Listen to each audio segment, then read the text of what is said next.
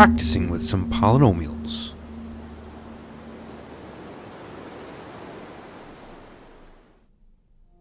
For our first problem, a monic polynomial f of x of fourth degree satisfies f of 1 equals 10, f of 2 equals 20, and f of 3 equals 30.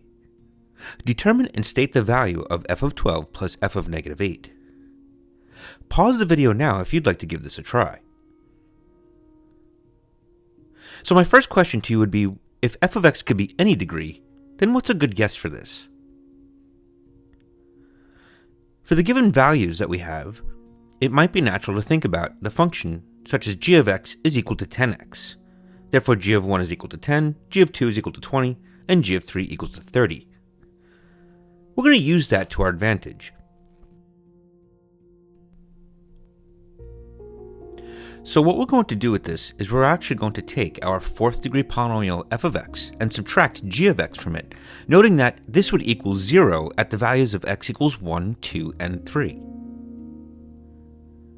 So if f of x is a degree 4 polynomial and g of x is a degree 1 polynomial, their difference will be a fourth degree polynomial, a fourth degree monic polynomial. Now let's let p of x be f of x minus g of x. So p of x is a monic polynomial of degree 4 with roots at x equals 1, 2, and 3.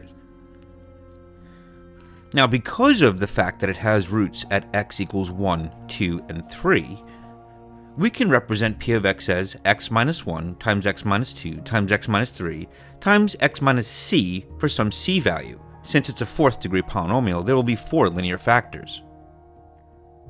And in this form, we can use that to help us evaluate f of 12 plus f of negative 8. So since that is our goal, what we'll do is we'll evaluate p of 12 plus p of negative 8 and see where that takes us.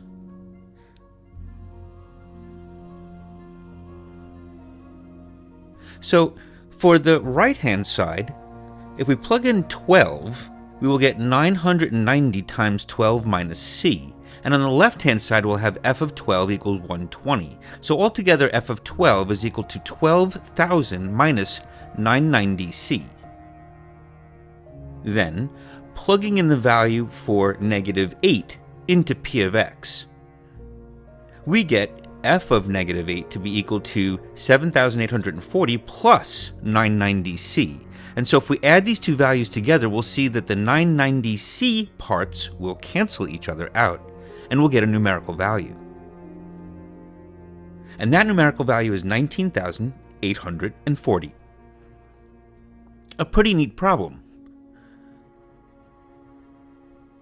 Now, we're going to take a look at something called interpolation, and we're going to use it to find a cubic polynomial. Let's consider the next problem, problem number 2. Find a cubic polynomial q of x such that q of I is equal to 2 raised to the ith power for values of I equal to 0, 1, 2, and 3.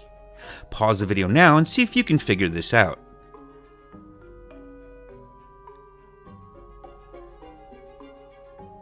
Alright, so the first thing we might want to do is generate a few values for this polynomial.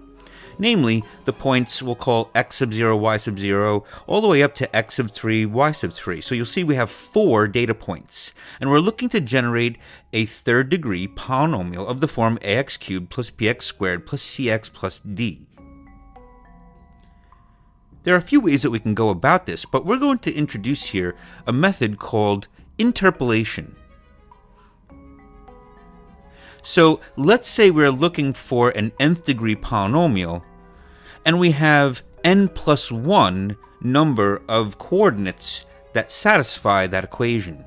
Then we can use this formula to generate the polynomial desired. And in this we have a sum of a product. So let's see how this would work for our third degree polynomial where n is equal to 3. So q of x would equal to the sum, starting from I equal to 0 to 3, of the y sub I coordinate multiplied by the product of x minus x sub j divided by x sub I minus x sub j, where j and I are not allowed to be equal to each other, so we don't divide by 0. And this formula will yield the polynomial that we're after. But it's not a very nice formula to work with. You can see it can get very messy.